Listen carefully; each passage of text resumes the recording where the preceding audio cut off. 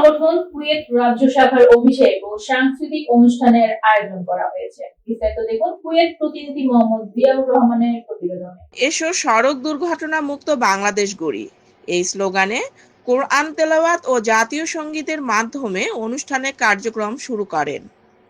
গত 4 ডিসেম্বর 2025 রাত 8:30 Kuwait city রাজবাড়ী হোটেলে উৎসবমুখর পরিবেশে গণপ্রজাতন্ত্রী বাংলাদেশ সরকারের সমাজ কল্যাণ অধিদপ্তর কর্তৃক অনুমোদিত প্রাপ্ত সেবক সংগঠনের নবনির্বাচিত কমিটির অভিষেক ও সাংস্কৃতিক সন্ধ্যা অনুষ্ঠিত হয়েছে।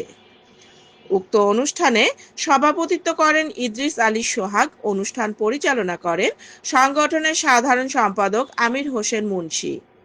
অনুষ্ঠানের প্রধান অতিথি হিসেবে উপস্থিত ছিলেন সেকান্দার আলী, উপদেষ্টা বাংলাদেশ কমিউনিটি কুয়েত, সহসভাপতি বাংলাদেশ বিজনেস কাউন্সিল কুয়েত।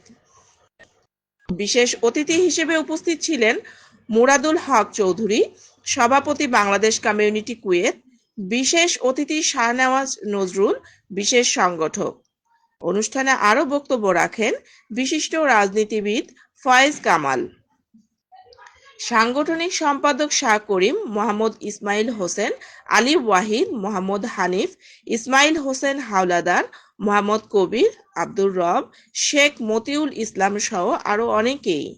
এছাড়াও উপস্থিত ছিলেন বিভিন্ন সামাজিক ও সাংস্কৃতিক বাংলা প্রেস ক্লাবের সাংবাদিক সহ কুয়েত প্রবাসী বাংলাদেশিরা।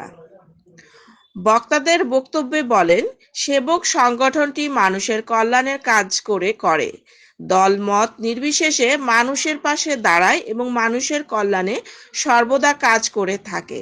তাই এই কল্যাণমূলক কাজের ধারাবাহিকতা যেন অব্যাহত থাকে, তাতে করে অনেক মানুষের কল্যাণকর হবে। পরিশেষে নৈশভোজ শেষে সভাপতি অনুষ্ঠানের সমাপ্তি ঘোষণা করেন।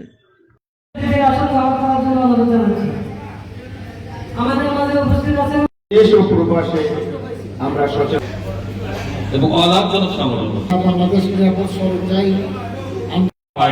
সবার সম্মান নষ্ট করেছে। আসলে এই সেবক সংগঠন একটা সম্মানিত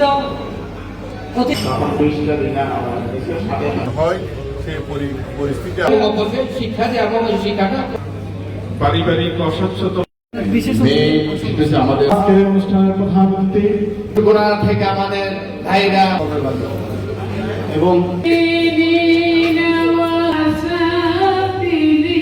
অসংখ্য ধন্যবাদ। কার্যক্রম থেকে কিন্তু নতুন সদস্য এবং পক্ষ থেকে আমরা তাদেরকে ফুলের